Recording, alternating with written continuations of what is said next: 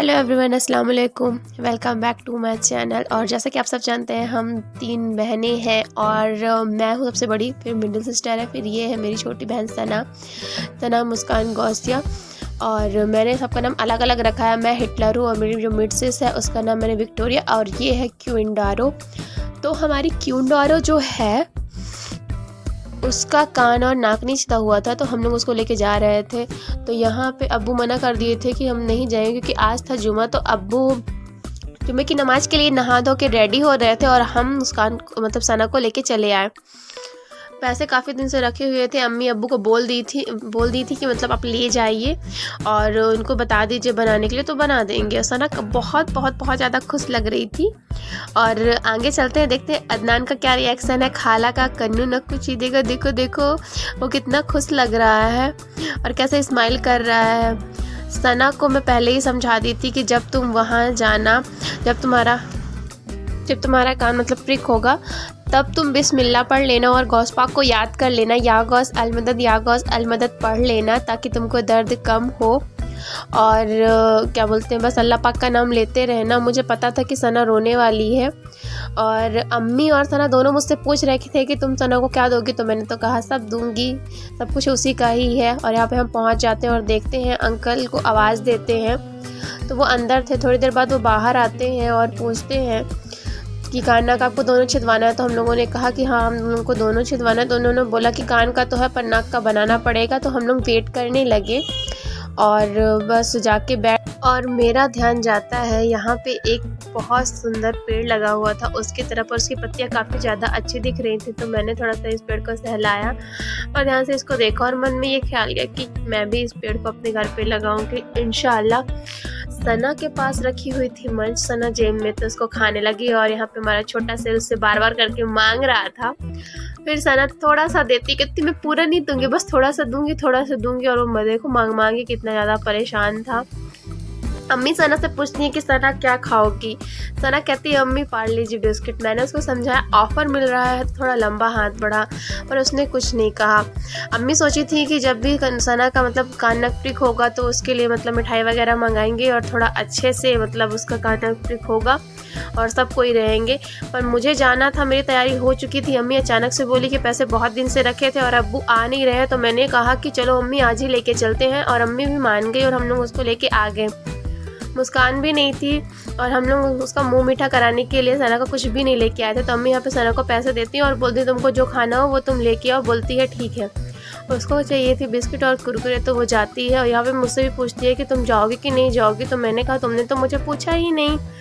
फिर वो कहती है कि चलो, तो मैंने मना कर दिया। और यहाँ पे ये देखो जा रही है और मुझे बुला रही है, तो मैंने मना कर दिया। सना चली जाती है और मैं अम्मी से बात करने लगती हूँ कि अम्मी तुमको क्या लगता है कि मतलब वो उसका रिएक्शन क्या होगा, कैसे रहेगी, क्योंकि उसको दर्द बहुत ज़्यादा होगा। और वापस आकर ये मुझे पैसे देती है। और यहाँ पे अंकल कहते हैं कि जो उसका मतलब नहीं बना हुआ था वो उसको बनाते हैं और हमको दिखाते हैं जो पहले से बना हुआ रखा हुआ था। और अम्मी यहाँ पे उसको सब रेट वेट पूछती हैं। इसके बाद वो बताते हैं कि ये बीच से कट होके और दोनों तरफ से फोल्ड हो जाएगा। ये कान का है।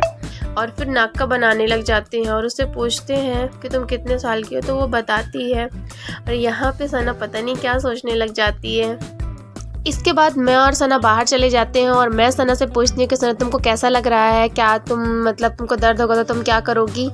तो मैंने उसको जो बताया हुआ था, जो समझाया हुआ था, वो सब बताती कि बाजी मैं ये बोलूँगी, ये पढ़ूँगी। और कुरकुरे और बिस्किट देख के थोड़ा सा खुश होती है। पर मुझे लग रहा है कि बेचारी के लिए ये सब मतलब कम है, क्योंकि उसका कान छिदने वाला है। और ऐसे ही हम लोग रुके सुके टाइप के एकदम से चले आते हैं। और अंकल अंदर जाकर मतलब जब सना अंदर जाती है तो अंकल उसको एकदम फिक्स करने लगते हैं, मार्क करने लगते हैं कि कहाँ पे प्रिक करना है। और मुझसे पूछते हैं, तो मैंने दोनों कान में बता तो दिया। और अम्मी बोलती है कि थोड़ा ऊपर प्रिक करिएगा ताकि झुमके वगैरह पहने। मतलब सना बता रही थी कि मुझे झुमके वगैरह पहनने का बहुत शौक है। मैं बता उसको ऑक्सीडाइज झुमके बहुत ज़्यादा पसंद है, तो बोल रही थी मैं ऑक्सीडाइज झुमके पहनूंगी। और यहाँ पे अम्मी कुछ कहती है, मुझे भी नहीं पता क्या कहती है। सना हंसने लगती है और अदनान खा रहा था। सना अम्मी का हाथ पकड़ लेती है और वह सना की स्माइल देखो, और उसका मुंह भी देखो कैसे सूखा सूखा टाइप का है एकदम से। ये अंकल जब इसकी नाक खींच रहे होते हैं ना, तो वो स्माइल कर रही होती, देखो छिद गया उसका नाक और देखो रोने लगी थी एकदम से, और उसको अंदर से फोल्ड भी नहीं करने दे रही। तो अंकल ने उसको समझाया कि बेटा उसको फोल्ड करने दो वरना आपको लग जाएगी, कपड़े उपड़े में फंस जाएगा तो आपको और ज़्यादा दर्द होगा। और फाइनली जब उसका कान नाक छिद गया तो अब बारी आती है पैसे देने की। और जब सना रो रही थी तो हमारा छोटा शेर भी रो रहा था काफ़ी ज़्यादा। सना यहाँ पे पैसे काउंट कर रही है और उन्होंने टोटल पैसे जितने भी बताए तो सना काउंट करने लगी, और अम्मी उसको और भी कम पड़ रहे थे तो अम्मी उसको वो देती है। तो सना अम्मी और अंकल से उसको समझाए थे कि तुमको बिल्कुल भी टच नहीं करना, अगर तुम टच करोगे तो तुम्ही को दिक्कत होगी। फिर भी वो बार बार हाथ लगा रही थी। और यहाँ पे सना जाती है पैसे देने के लिए तो अंकल कुछ देख रहे थे, कुछ काउंट कर रहे थे, तो अंकल उसकी तरफ नहीं देखते हैं। तो हमारी सना रानी क्या करती हैं कि पैसे को ना लिए रहती हैं और फिर जाके रख देती हैं और वापस आ जाती हैं।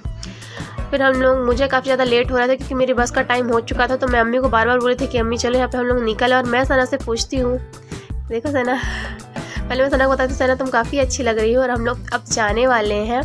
पहले तो सना बाजी को बता दो कि मैं तो सोने की ईयररिंग और नोज रिंग पहन के आ गई हूँ।